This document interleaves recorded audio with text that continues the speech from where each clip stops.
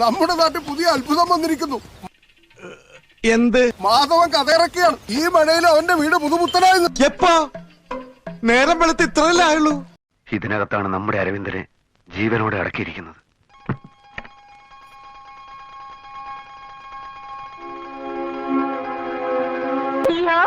ഭിത്തിക്ക് നോവും ശക്തിയാക്കി തേച്ചൊരച്ച് കഴിയട കഴുത.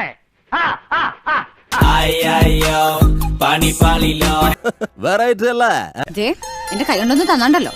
ഒരാവേശത്തിലെടുത്ത് ചാടി വേണ്ടായിരുന്നു അല്ലേ? ഞാനാ ചേട്ടാ. ആണോ? ഭയങ്കര.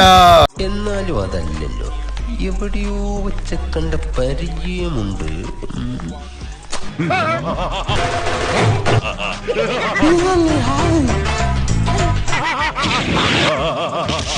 Hey Lloyd, tell him it's awesome.